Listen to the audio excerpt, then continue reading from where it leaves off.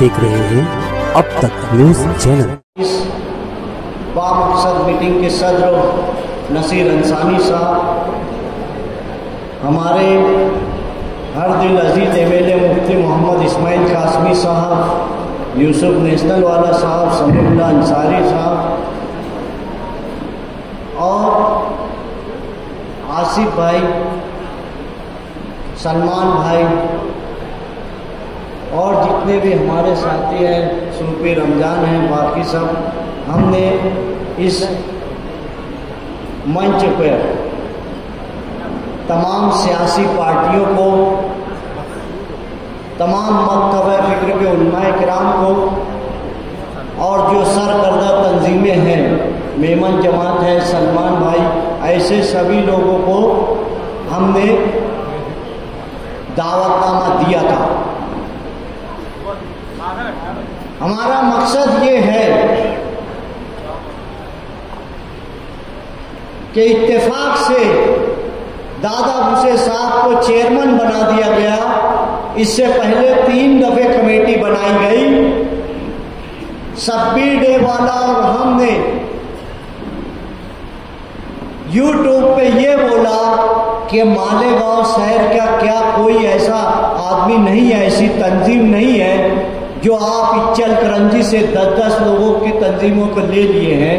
तो उसके बाद मुफ्ती साहब ने हमारे 4 लोगों की कमेटी में नाम डलवाया था। हमारे साथ मुझे वकील है, वो बहुत कायदे पंडित हैं। उन्होंने कहा कि जब तक एजेंडे पे हमारा नाम नहीं आएगा हम नहीं जाएंगे। फिर मुफ्ती साहब को बोला गया कि एजेंडा दोबारा निकाला जाए, तो एजेंडा उस मीटिंग का दोबारा निकाला गया। ये ताकत हमने उस वक्त तो बताई।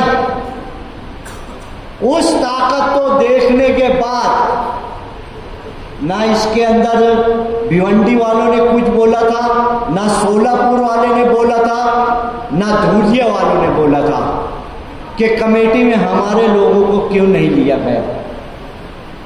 हमने बोला, अब जब हमने ये देखा कि दादा भूसे साहब अध्यक्ष हैं, चेयरमैन है,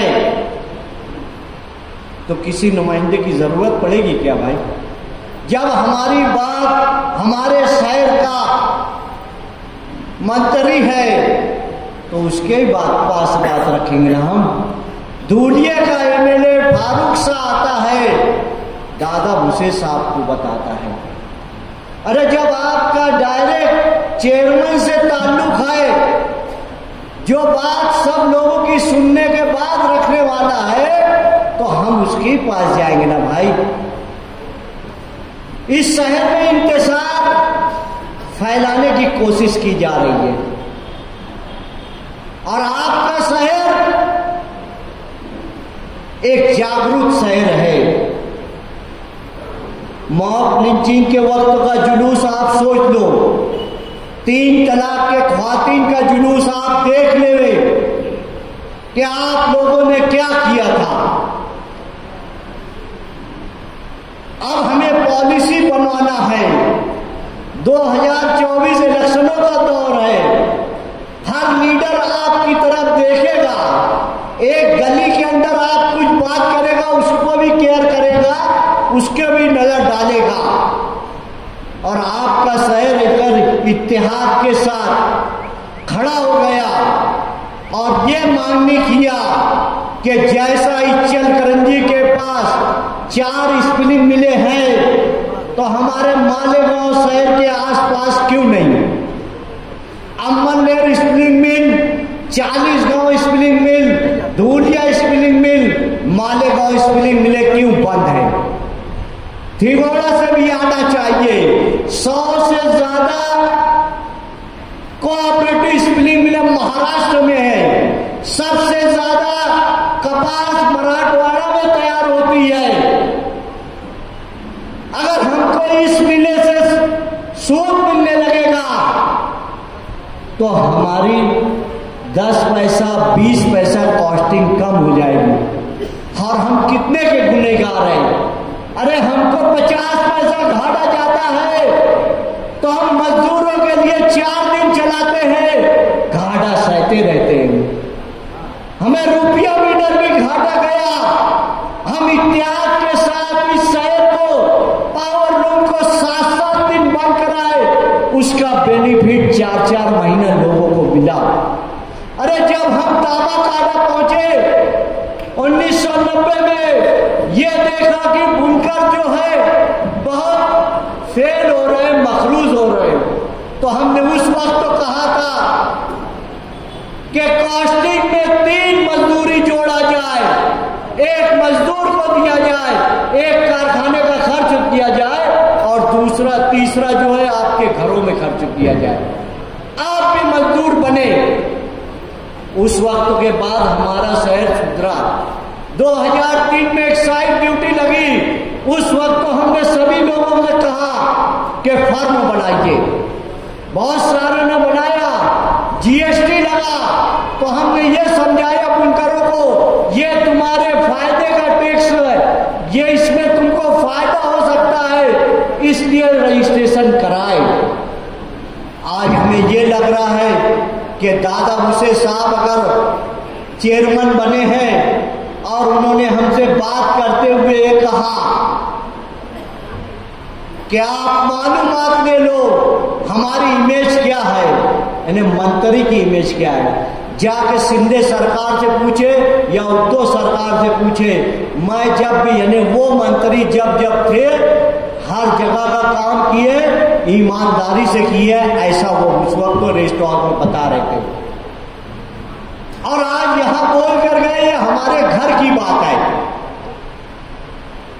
अगर कल सुबह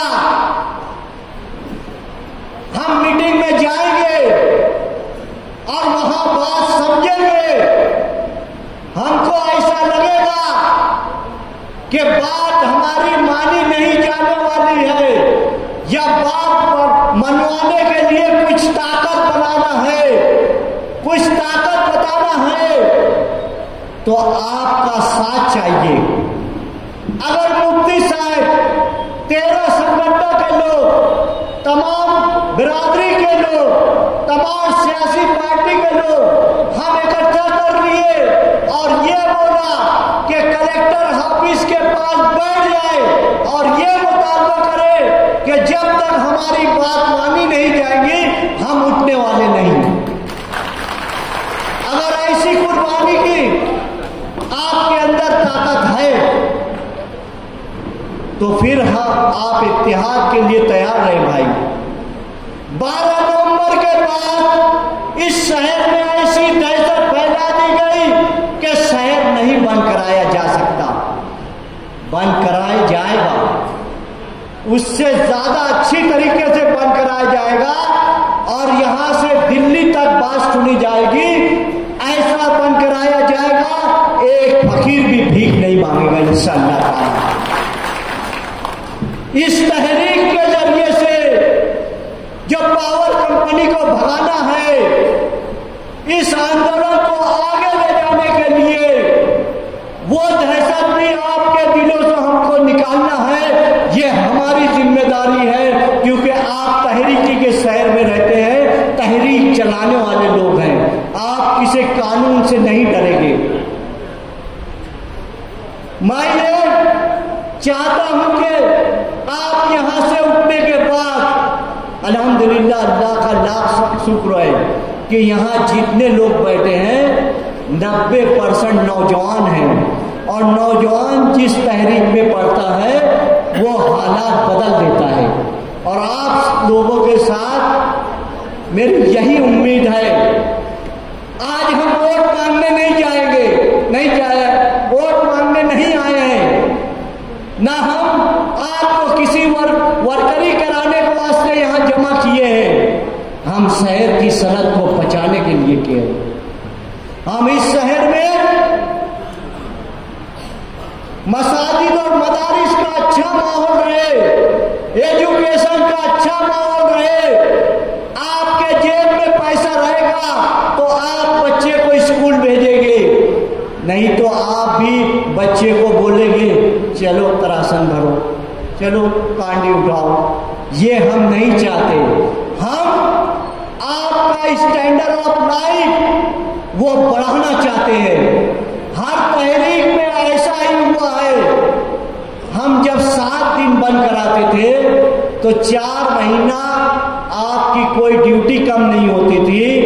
आपका जो बुनकर है, शेड है, वो घाटे में नहीं जाता था। कोई अपना कारखाना दिखाता नहीं था, कोई अपना घर बेचता नहीं था। ये कोशिश रहती थी। 12 नवंबर के बाद मैं बहुत कोशिश किया कि 7 दिन दिवाली के वक्त बंद हो जाए। आप एक बात ध्यान रखें, जब जब हमारे बिरादरान वतन का 13वां महीना रहेगा, अधिक मास रहेगा, उस वक्त तो आपको ड्यूटी हर हाल में कंट्रोल करना पड़ेगी। आज हड़ताल हो गई, सब ट्रकें रुक गई, 4 से 8 रुपया किलो सूद बढ़ा दिया गया। कपड़ा कोई पूछ नहीं रहा है। अगर हम 7 दिन दिवाली के वक्त बंद कर दिए थे, इतिहास से बंद कर देते, 1 से 20 तारीख नवंबर की भिवंडी इचलकरंजी बंद था, तो थोड़ी सुर्खी आ गई। हर एक आदमी ये बोलने लगा कि मेरा बिका हुआ है, मैं बंद नहीं करूंगा। हम हर लोगों से बात करते हैं, एक छोटे बुनकर से बात करते हैं, एक बड़े ग्रुप से बात करते हैं, उसके बाद ही कोई तहरीक चलाते हैं। ये 13 तंजीम पावर कंपनी का जुल्म लड़ के थक गई है। हमारा एक साथी बहुत कानूनी तरीके से लड़ता था तो उसको 45 लाख की उसको बिल दे दिए। वो कई केस लड़ रहा है। हमारी ये कोशिश रहेगी। मैं वकील लोगों को भी दावतनामा दिया था। यहाँ नायब सदर नवीद वकील बैठे हैं। सोहेल डालरिया बोले कि मैं नासिक से 2 वकील दूंगा और दूसरे हिस्सों से वकील बुलाएंगे। हम एक पैनल बनाएंगे जो पावर कंपनी से एकदम कानूनी तरीके से जो वो लूट मार मचाए हैं। 45 लाख रुपया क्या 4 दिन का बिल रहेगा क्या भाई? हमारा एक गरीब आदमी आया, बोले मेरी बिल 500 आती थी, 2700 बिल थी, मैं कहां से भरूं? ऐसा बोला। और ये चालाकी करते हैं। घर घूसी के बिल में 100 यूनिट का अलग रेट है, 200 का अलग है, 300 का अलग है। ये आपके वहां 2 से 3 महीने बाद आते हैं ताकि आपके रेट ज्यादा हो जाए।